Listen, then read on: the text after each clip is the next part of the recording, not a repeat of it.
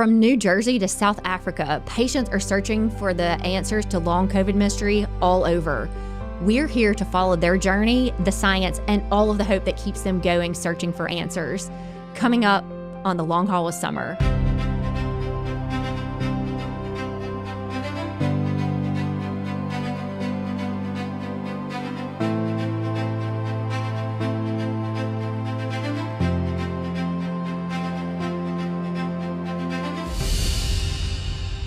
Thank you for joining us on another episode of The Long Haul of Summer. I'm Summer Powers. I'm a patient, a mom, a clinician, and an advocate for all patients with long COVID and beyond.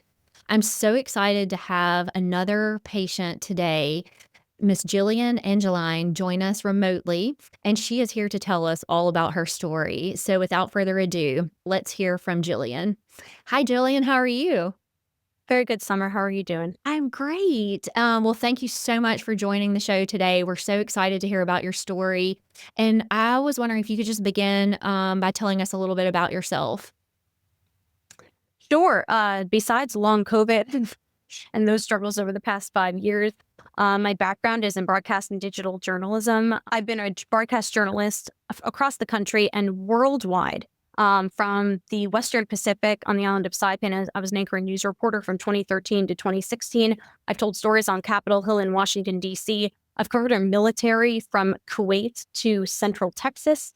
And I've just loved being able to tell stories. So that's why I think it's really important to be able to talk with you on this show. Yes. Well, I mean, it sounds like your background is the perfect for, telling our stories and getting those out there. So I cannot wait to hear from your perspective about your health journey. And I was wondering if you could tell us a little bit about what happened along your health journey before you got to our clinic. Absolutely. So before COVID, I did a half marathon. I did 5Ks, 10Ks, the Army 10 miler in Washington, D.C. I worked out often. I was very fit and very active. In February of 2020, I contracted COVID. It was pretty much just like any other flu, knocked me pretty hard for a few days, and then I thought it was over. But by April timeframe of 2020, I started getting really intense pain in my legs. And by that summer, I really couldn't walk well at all. And I came home actually to New Jersey and spent 5 weeks on disability while I was trying to figure out what to do. I visited countless doctors, some gaslit me, and really, tried different medicine and tried all different things to try and find a way to get healed. And I struggled a lot with that. I spent a lot of time laying in bed in between working full time, trying to figure out what to do to get better. And that's when I came across a post on Facebook, actually, about someone that got help by Dr. Vaughn. They mentioned MedHelp. They mentioned Dr. Vaughn. And I remember I actually looked back from the first time that I mentioned Dr. Jordan Vaughn to my family, to my mom, dad, and brother in a text message on December 18th, 2022. I said, I have to contact this Dr. Jordan Vaughn guy tomorrow. Big believer of microclots, and he's connected with the doc in South Africa. And that was really the first time when I saw that information that I knew I really wanted to be able to get the help that I needed. And I knew that he was the right person to meet. So if you don't mind me kind of backing up, before you found that information and before you found Dr. Vaughn, can you maybe give us a little insight about what happened when you went to all those appointments and you were seeing all those people in traditional medicine and where that path had kind of led you to look for something else? So, of course, at that time, early on in 2020, I went to an urgent care and one doctor told me to just go to the beach and do yoga. I was just anxious. And then someone else, an infectious disease doctor, said the giant lump on my neck was just my carotid artery and that it wasn't anything to worry about. And I'm like, I haven't had this kind of lump before. And so one after the other, I was having issues dealing with doctors. One doctor, however, hematologist here in the New Jersey area, did confirm that my T cells were damaged. He said any more of the number that was listed on the results, any more would have meant that I had cancer. So we knew for a fact that that was the first indication that there was definitely something wrong and it was tied to COVID. And so, traditional medicine wasn't the answer. And I tried places all over. At one point, I drove myself from Arlington, Virginia to Maryland to be able to see someone at Johns Hopkins because I knew that, you had to physically be in Maryland in order to meet with someone. I think he told me at one point to drink a gallon of water each day. And someone who has one kidney, I really don't think that was the smartest idea, but I tried to listen to what he told me to do. But one after the other, any kind of medicine people were trying online, you try and self-medicate yourself via anything you're seeing online, that's very dangerous. And that's something that I've pushed during my podcast as well, is that anything that we talk about during the podcast is something that they need to talk with their doctor first before they try, because everyone's bodies react differently. But I definitely tried all sorts of things thinking this is going to be the answer. This is going to fix me and help me. And nothing really did. So I knew that there had to be a way, and I knew that it may not necessarily be in my region. So I'm so grateful that there are people out there like Dr. Vaughn and Dr. Spencer, who I have in Colorado, who can see patients outside of their region and be able to help them. It's really a godsend for all of us.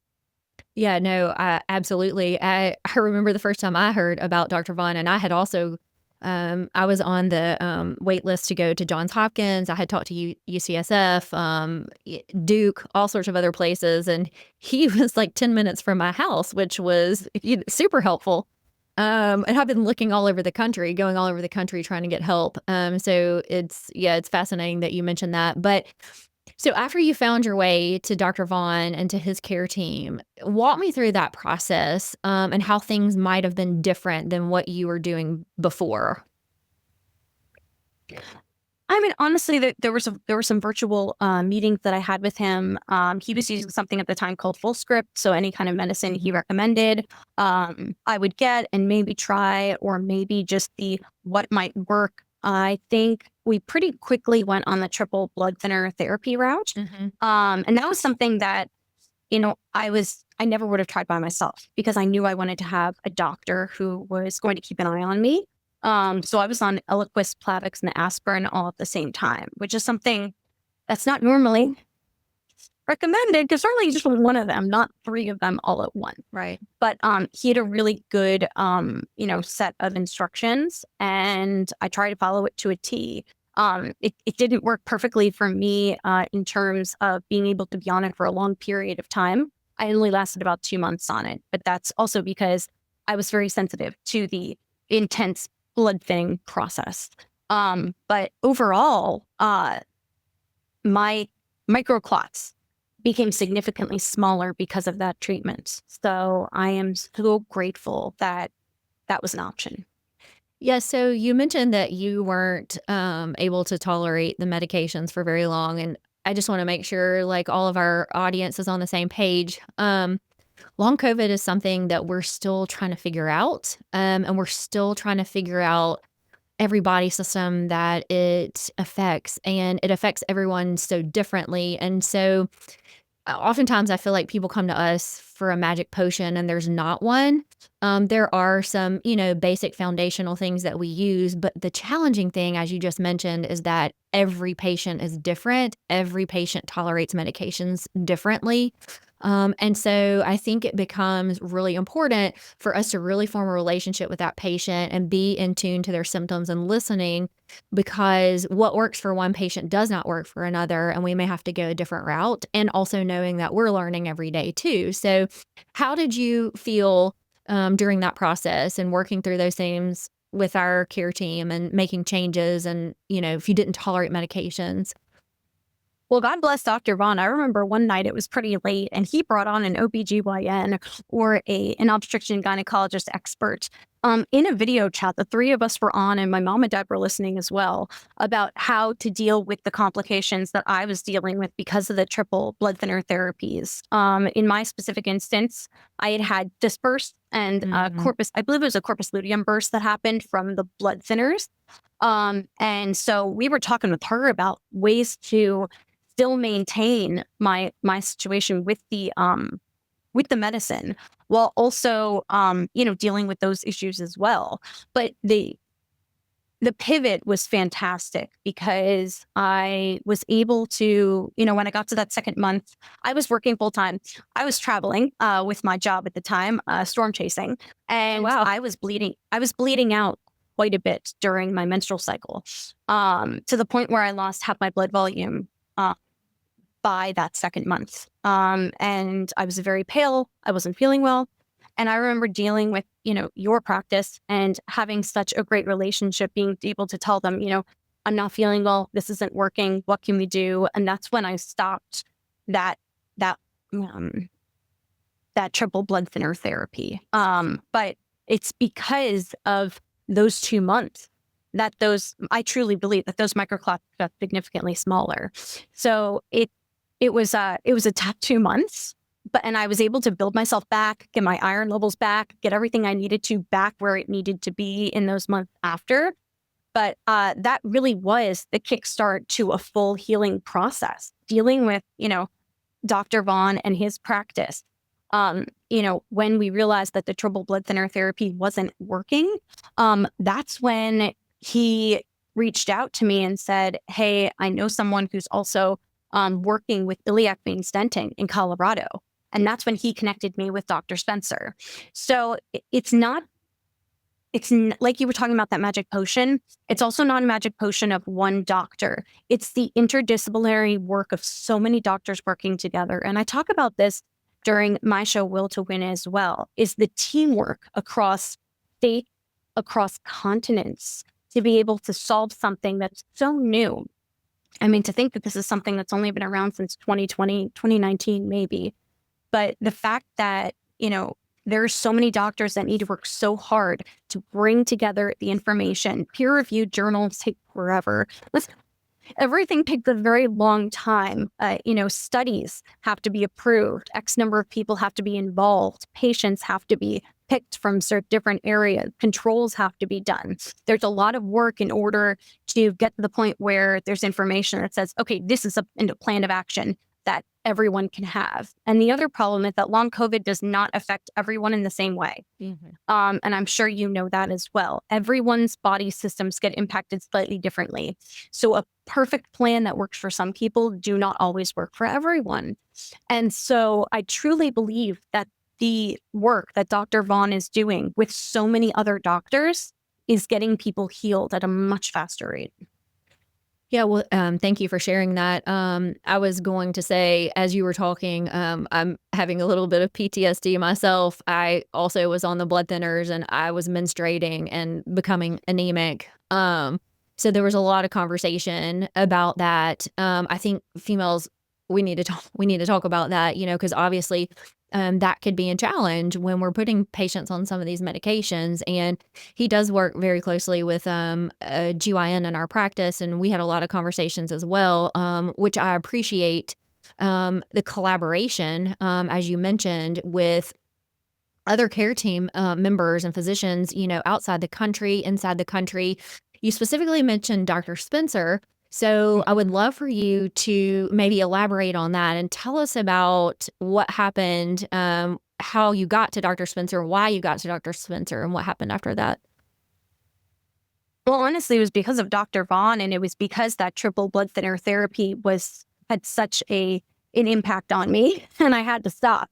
It was probably maybe May or June-ish when Dr. Vaughn mentioned Dr. Spencer to me, and I was able to. He recommended I go get an MRB, an MRI of my veins. Dr. Spencer is an interventional radiologist. She deals with the veins throughout the body, and her practice has grown exponentially since COVID came about, because she was helping a lot of women who also had iliac vein stenting or iliac vein issues. She was stenting those up pre-COVID. But a lot of people like myself have May-Thurner syndrome. It got exacerbated probably because of COVID. And so there are a lot of things that she's able to do, and she's able to find through Doppler ultrasounds and through venograms while we're under, to be able to figure out where those problems are. I don't know the full science of everything, but my theory is that when we all had issues with microclots, it screwed up a lot of our veins. And I'm sure you can go into the details of that since you are in the acute care world. But I know that I did about 5 surgeries with her. I had an iliac vein stent installed in my abdomen. I got multiple veins ablated in my legs. And then I also had 2 sets of embolization of veins in my abdomen. So I've had a number of procedures done by her, but I know that Dr. Vaughn refers a lot of his patients to her and to other interventional radiologists because everything is so interconnected. And we all thought that COVID was, a respiratory virus to begin with.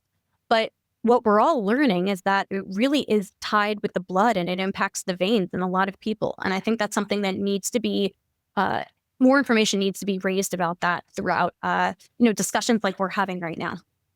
No, absolutely. So you're mentioning microclotting, and for those of us or in the audience who maybe aren't familiar with that, there were some pictures you were going to share, I think, of your microclots. Do you have those? I do. What you'll see right here are the results that I received on February 9th, 2023, from Dr. Vaughn and his care team.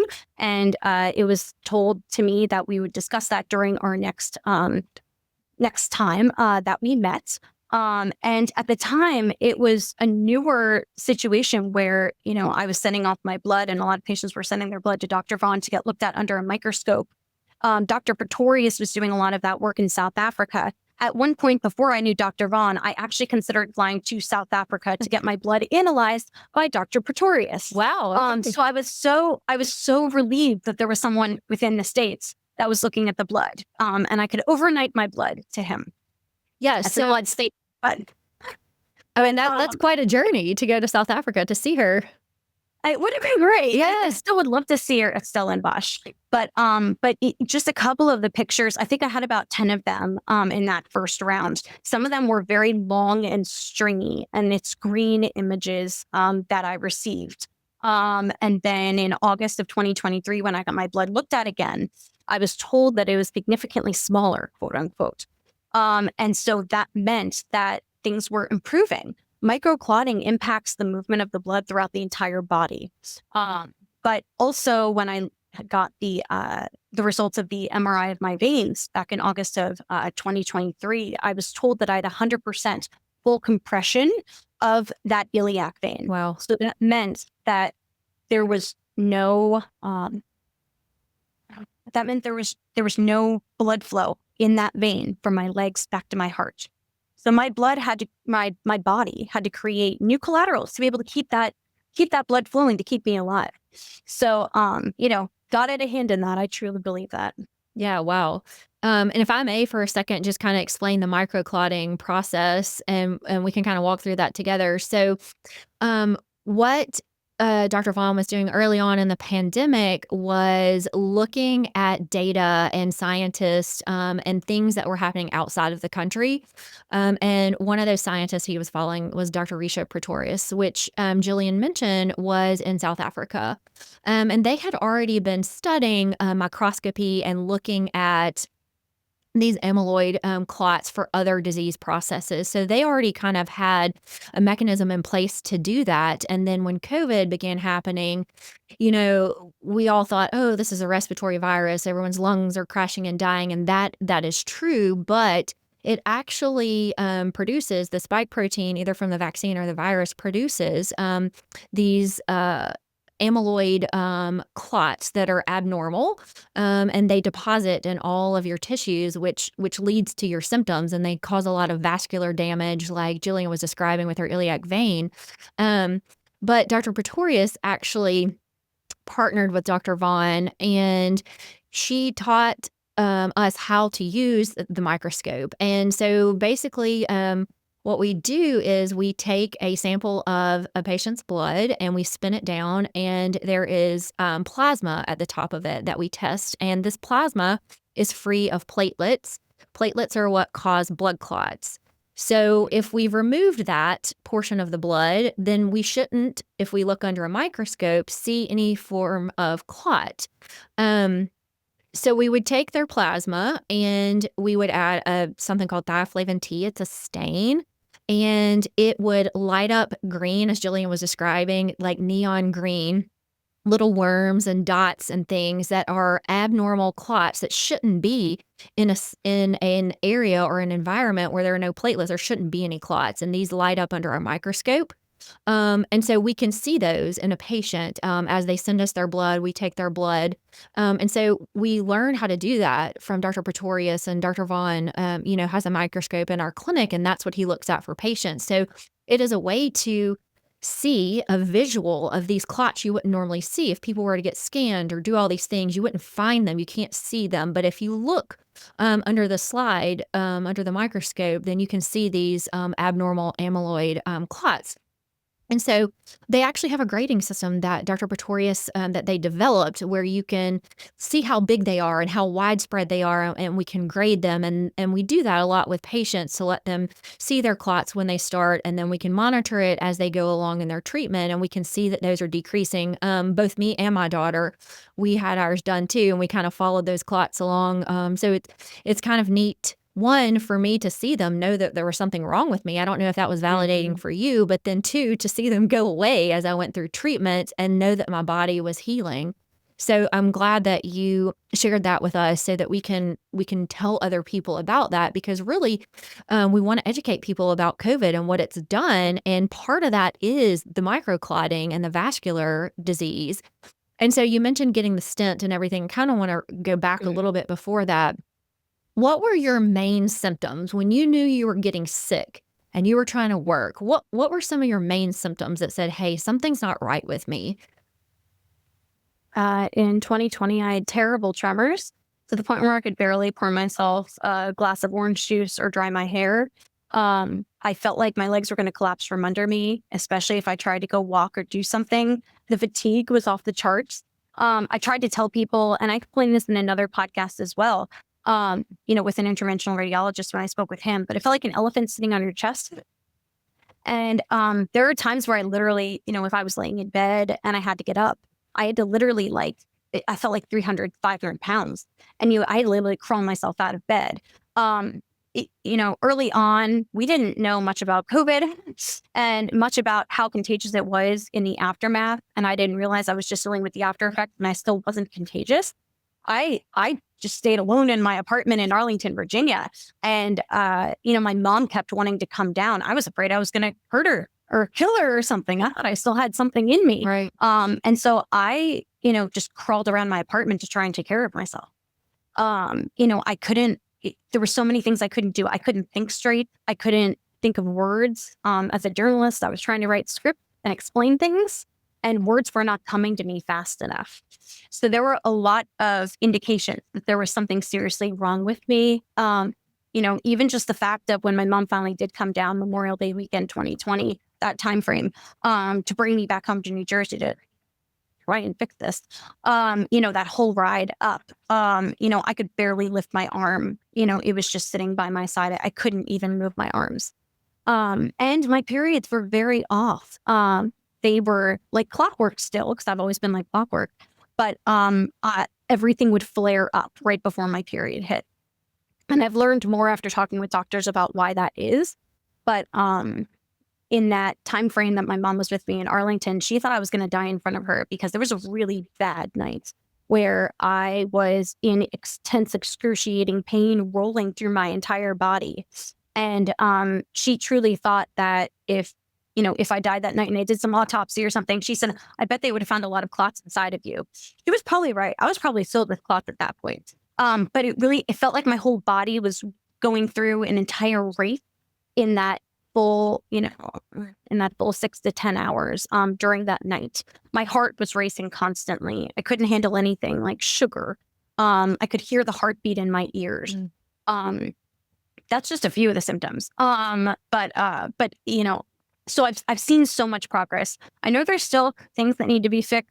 We've talked about that before this show. Yes. But the amount of progress, when I think back, I actually had to look back at information to be able to explain to you what happened, because I think, like you mentioned, that PTSD, I've kind of shoved a lot of that memory far off, because I don't want to think about how bad it truly was and how close I was to really not being here.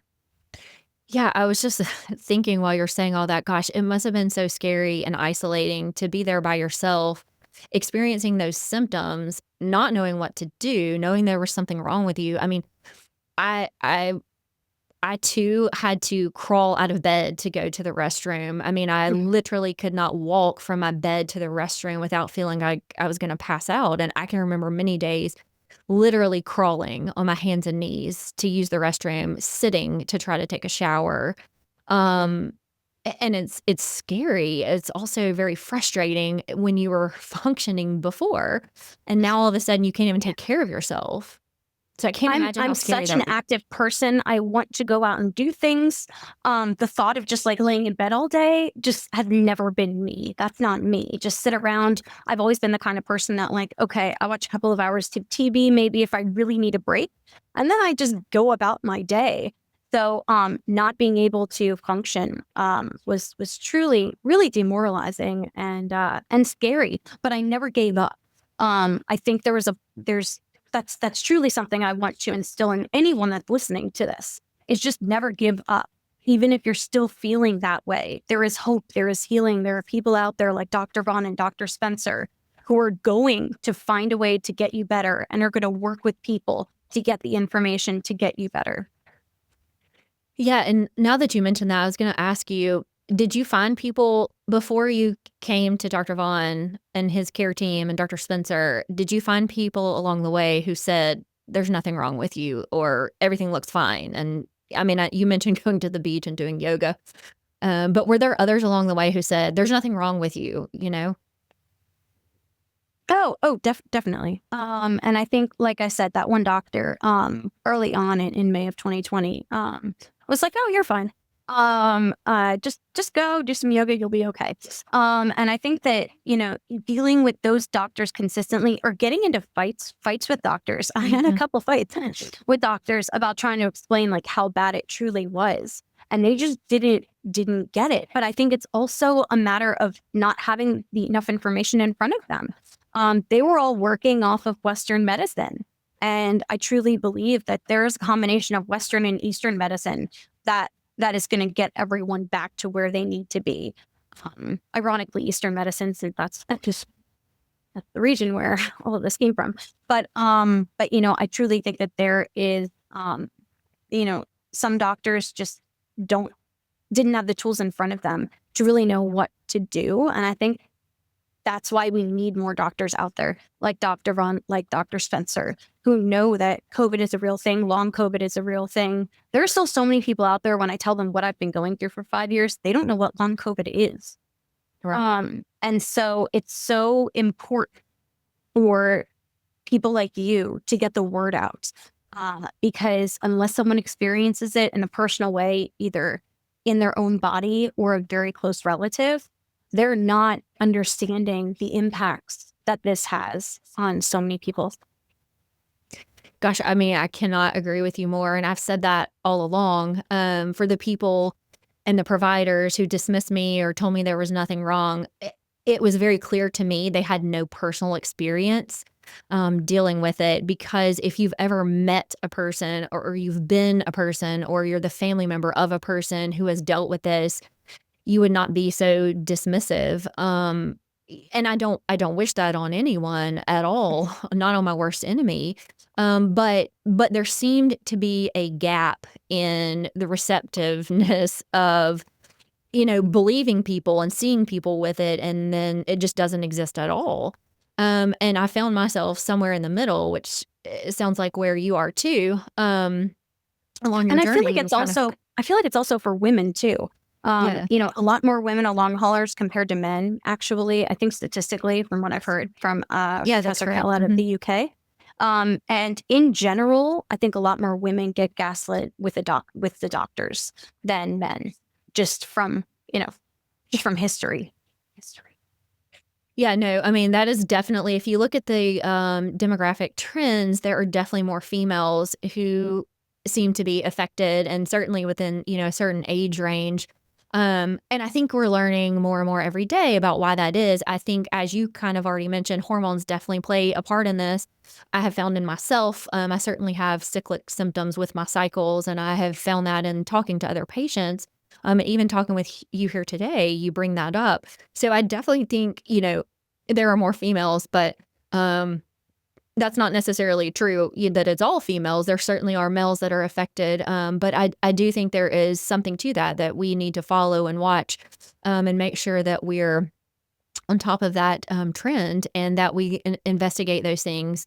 You mentioned Western and Eastern medicine, and if you don't mind, I'd like to dig a little further into that. So tell me, what was your experience with non-traditional medicine prior to all of this? Do you have any experience with that? Except from hearing from people talking about non-traditional medicine, I don't think I've ever myself tried it before this. Because I tried acupuncture during these last 5 years, but only a couple sessions.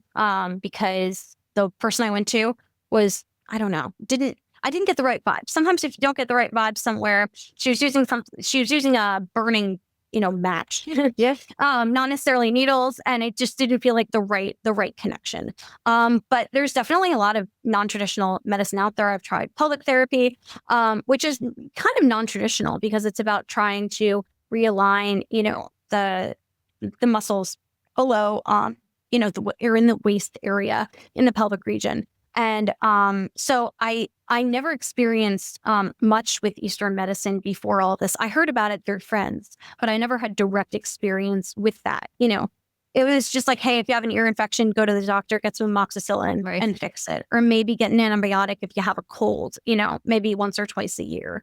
I have one kidney, so that was removed when I was 3 months old. But after I had that, there was no issue after that. I was in excellent health.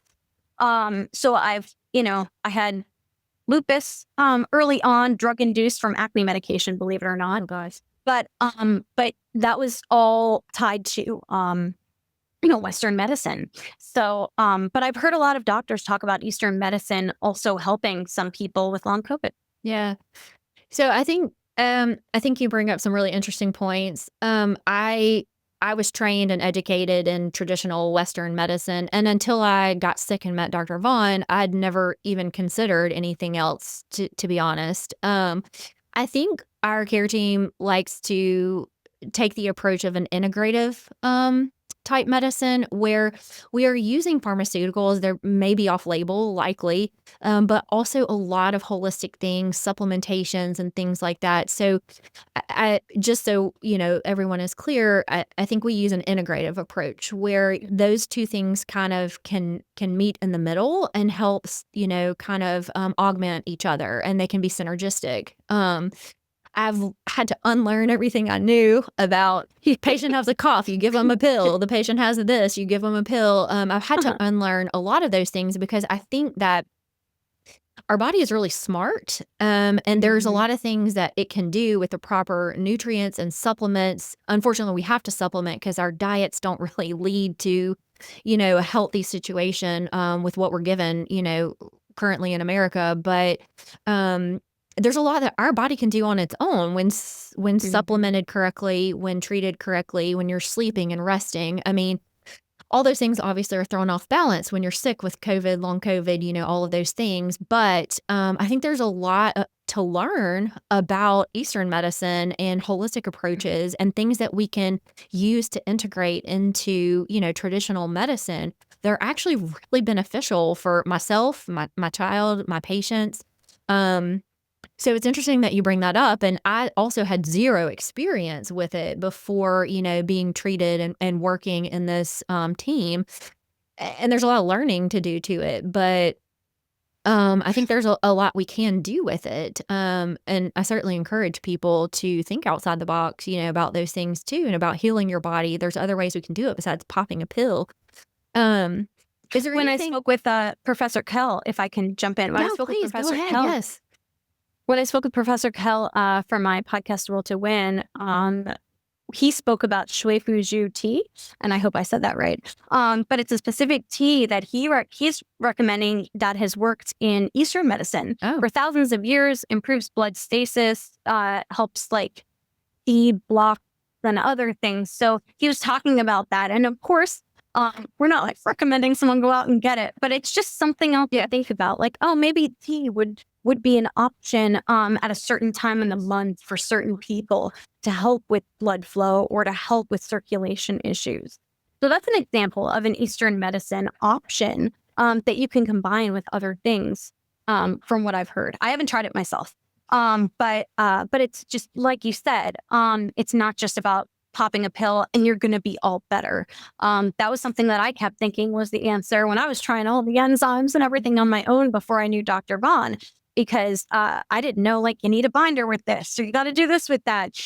There's so many rules, and that's why you have to be so careful just going off of a Facebook page, because everyone reacts differently, and you really have to check with your doctor directly to say, hey, I'm thinking about trying this, what do you think? yeah, for sure. I mean, and those things, I have so many people tell me, "Well, I got it from Walmart or CVS, so it's fine." But, a lot of those supplements and things, they also interact with other medications, other supplements. Your body has to also process those. And so, yes, don't ever just start taking things randomly off the internet. Certainly have those things followed. Go see someone who knows about those things, who knows what to check, who knows what other medications you're taking.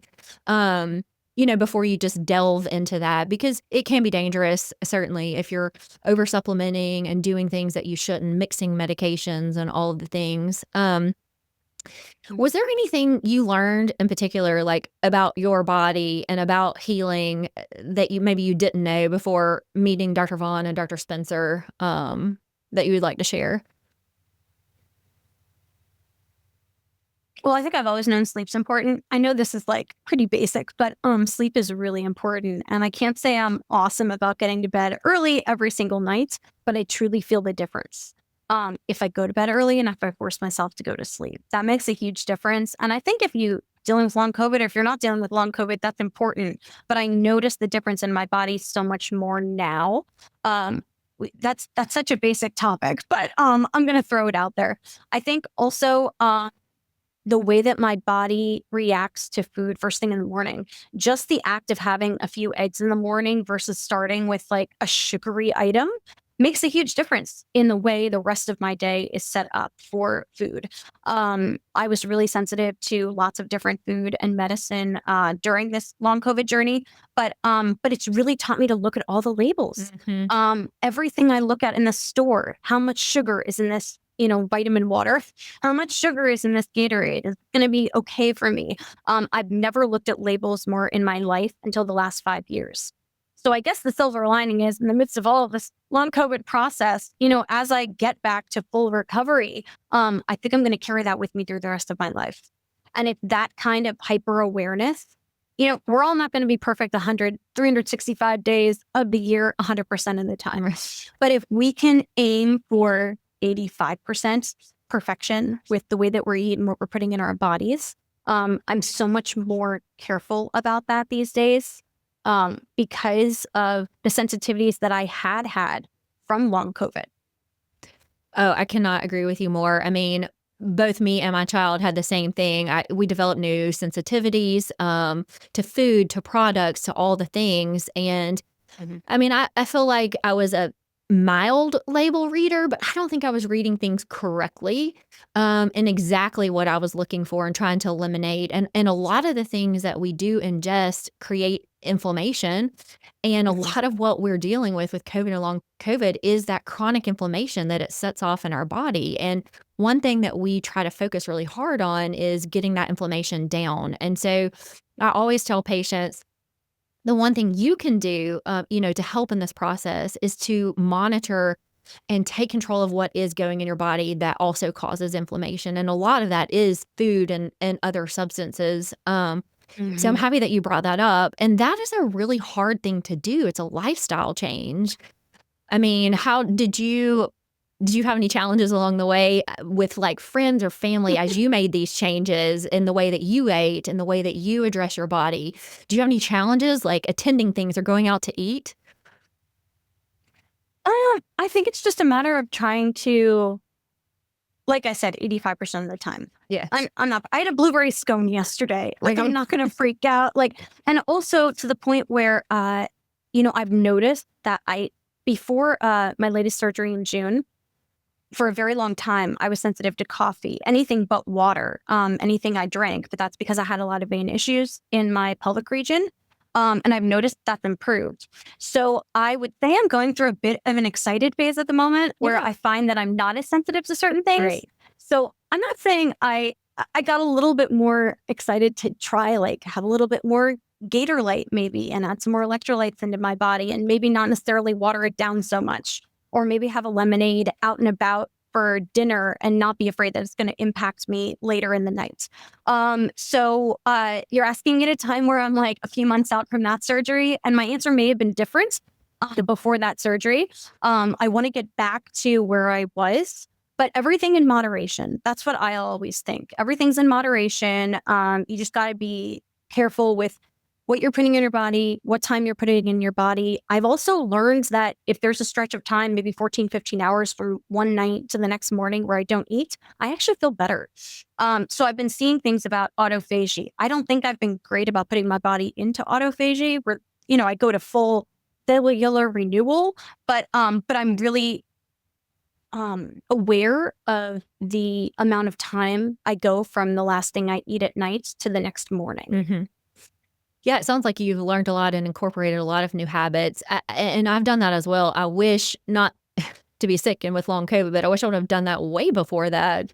I wish I would have known all these things all along. But I feel like we're just, kind of flooded with eat and do and go and, all the things. And we're not really taught these things, or I certainly was not, especially in medicine. I've never really talked to patients and educated them on reading labels like this and, about what goes in their body and their supplements and stuff. So, I think that is where maybe traditional medicine has failed us as providers. And then, Isn't we that suffer sad? with patients. Yeah, it's Oh really my gosh. sad.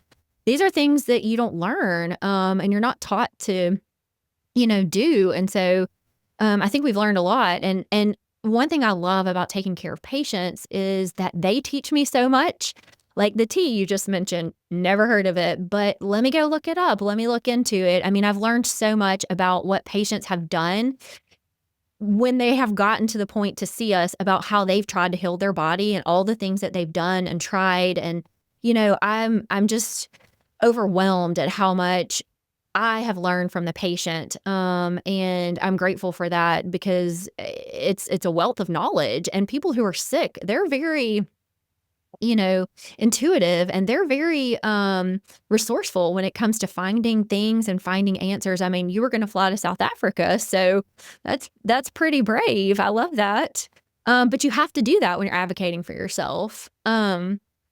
Yes, So be an advocate. yes, If there's yes. anything that people get from this, it's about being your own advocate, because that is going to single-handedly get you to full recovery. Yeah, absolutely. And I love all the things that you shared about, advocating. You definitely advocated for yourself. And if you could say one thing, I know you just mentioned this advocate, but if you had a punchline, if you could tell patients just one thing in this journey, if they haven't found their path to healing yet, what is it that you would say to them? I think I'd say two. I have these written down as well. Oh, good. It's not all in your head, because I think a lot of people are told that. That's so important to realize that if there is something wrong, you're probably right. It's not all in your head, and trust your body. There's your body remembers what it's like to feel 100%, to feel full health, to be able to work out the way you used to, and all of those things. Your body's trying hard to get there, but sometimes you need help from doctors like Dr. Vaughn. So I think those are two things that are really important. And I think I saw maybe Dr. Pretorius shared a similar tagline about it's not all in your head, because there were a lot of times in this journey where I kept thinking, maybe this is just, you start internalizing everything, especially when you're spending so much time by yourself. In those early days of the pandemic, when you're quarantined away from a lot of people, you start thinking maybe I'm just willing myself into this. You're not. There's something wrong, and there's a way out of it. So there's a way out, and have faith. Oh my gosh, that is such great, advice. I love that. I love, sharing that with patients. And what would you say for yourself? What are you most hopeful for now that you've found this path to healing? What is it that you're most hopeful for in health and research in the system? What is it, if you could say?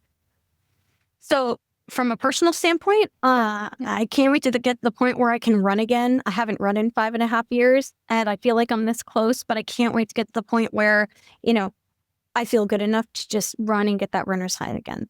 From a healthcare standpoint, I'm most excited, honestly, to know that there's people out there like MedHelp, yourself, Dr. Vaughn, and Dr. Spencer, and Dr. Pretorius and Dr. McMillan out of the UK, and so many that are working together to solve this. Because like we've talked about, I know that I'm not at 100%. I may be at 90%, but that extra 10%, I'm still going to need to lean on research, on knowledge to be able to get to that 100%. So the more that we know, the more that we all are learning, it's going to give us all the tools to get better. That's what excites me the most, honestly. Yeah. Oh, you're so right. And I am so appreciative of you coming on today to share your story and for all the things you're doing in your own personal and professional life to also share the story, because that is what we need to do, is to get more people educated about what this means, what it is, and that way we can get more people better. And I'm just grateful for people like you who are brave to stand up and say your story, even if it's against the grain.